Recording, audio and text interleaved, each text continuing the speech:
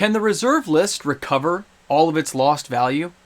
Are we about to find out that players can no longer enjoy the lower prices they've seen on the reserve list right now? Because in today's video, we are going to talk about the current state of Magic the Gathering's reserve list.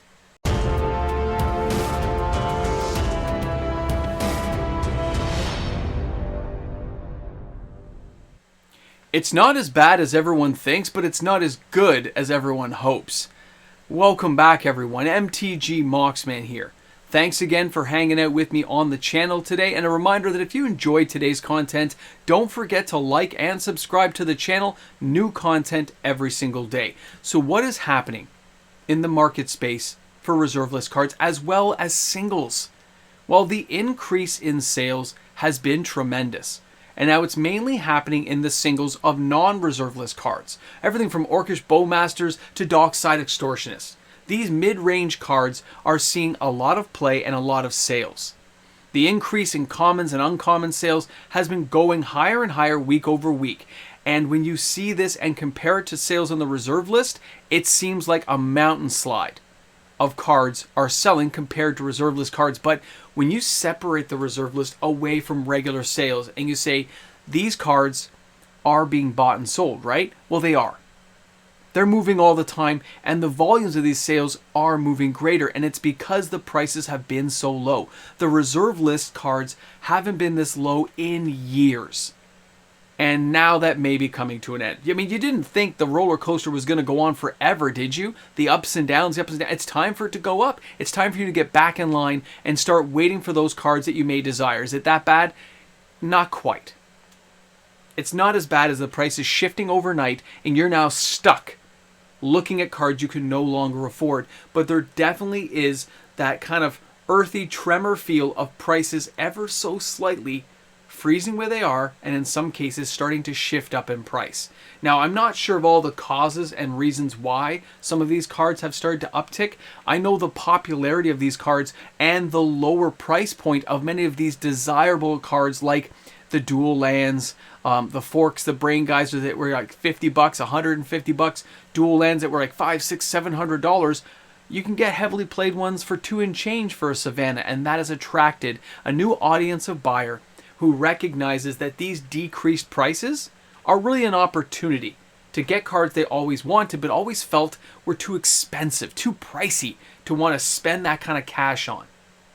When you add that to the fact that supply is still kind of low, we've chased out a lot of speculators, a lot of these sales are completely organic growth, except for some really low-end reserve list cards, which apparently are still selling, but they're selling at all-time lows right now. Like, they just haven't moved in years. And the cards we're seeing selling on the lower side of the reserve list are mainly fun speculators buying a favorite card from their youth. But the cards we're talking about right now, these middle ground cards that may have been $150 to $200 and now they're $50, $60, $70, those are the cards that are really moving, the cards that see a lot of play. We can't forget that a set format like Commander will have players only needing one of.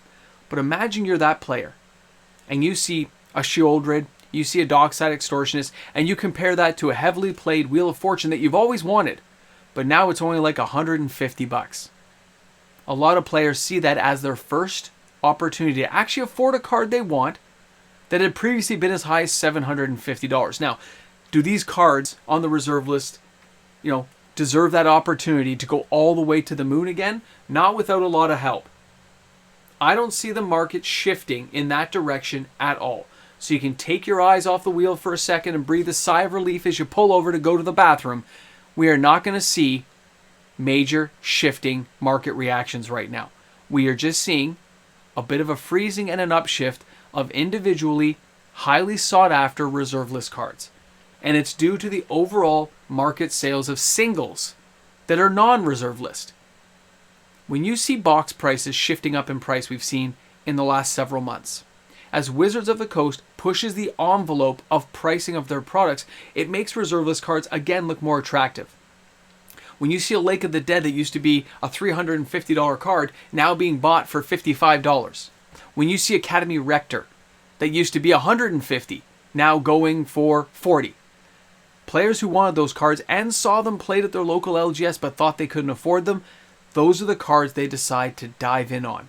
Those are the cards that they, as players, have an appetite for. It is not the Thrall Champions. It's not the Sildevia Excavations, although it's a great card. But those cards had a lot of speculators, a lot of push behind them. The market now has settled and become something entirely different. The organic demand for cards is growing, but it still only has a certain volume level it can reach without speculators. And that is a great thing for players who want these cards. That's why it's not as bad as players think it's going to be. It's just not as good. Over time, you will still see reserve list cards go up in price. It may take longer. We may see a different shifting of some of these cards. It might go up by a couple of bucks, down by a couple of bucks, sideways for 3 or 4 months, and then go up by $5 and maybe not drop back down. Because in a supply and demand market where player and buyer and sellers all have to meet, you are only going to see things change hands so much. When a player gets a Wheel of Fortune, they generally don't sell it unless they have to, especially if you're a commander player. You only need one. So they buy their one and they're happy. But if enough players do that, and enough players buy any given particular reserve list card that is a mid-level, kind of hard to find, and was kind of pricey, and now you're going to see the demand outstrip the supply. A lot of speculators got chased out, and their overall selections of cards went back onto the market. Even if it was at a loss, they had to try to recover as many funds as they could. And those funds, when they became available, they took them out of the market, and they did something entirely different with them. So what do we do now? When you see those cards shifting up in price, does this mean a player needs to jump in and buy that card right now? Absolutely not. I'm not going to say there's going to be a FOMO event where everyone just jumps in and does a buyout. That's not the space we're in right now. It's not the Magic the Gathering MTG finance market that we currently live in. With the inflation we deal with right now, with the overall control of our world in a tipsy-toppy, weirly kind of place, it is what it's going to be. It is going to be a supply-demand market. We are going to see sales. We're going to see buyers and sellers. And the condition of these cards is going to matter because it is not going to be an investment grade BGS 10 Wheel of Fortune that's selling.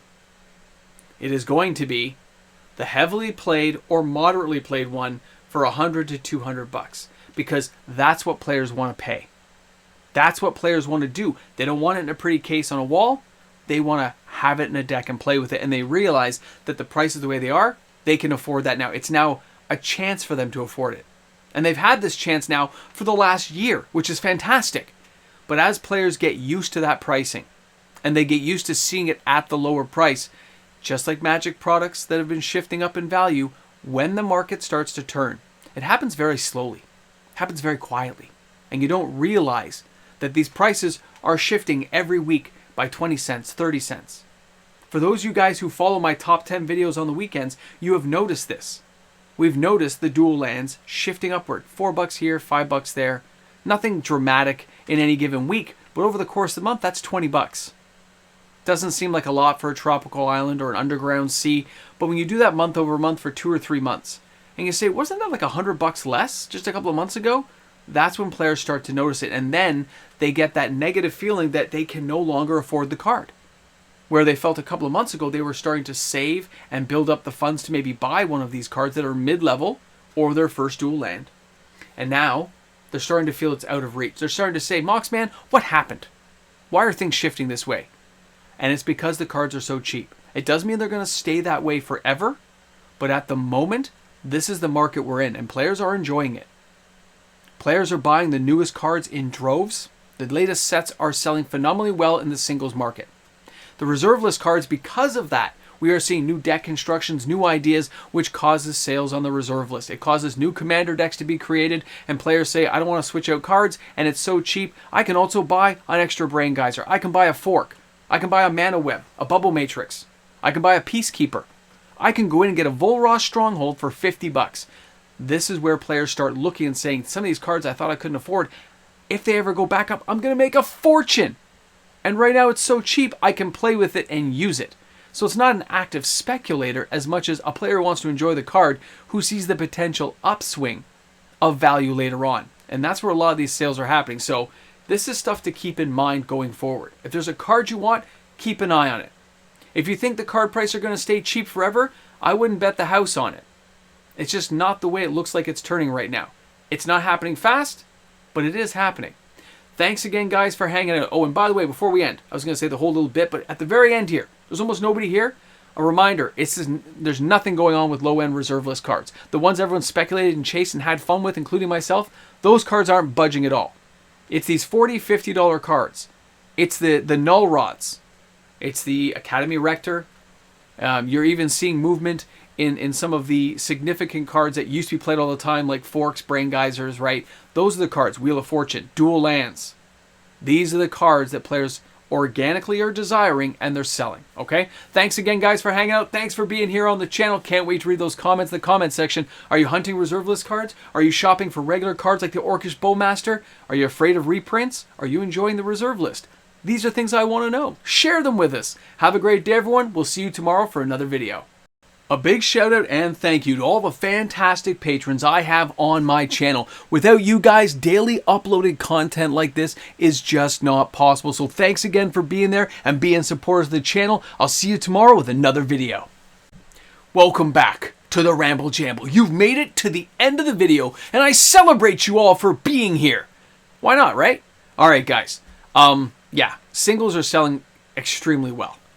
Tons of stuff is moving on the market space, and a lot of it is reserve list cards. I'm seeing a lot of players showing me new cards they're buying at discounts, enjoying it. But there's also a few players said, you know, a month ago you showed the card at this price, and now it's at this price. What's going on there? Well, supply and demand.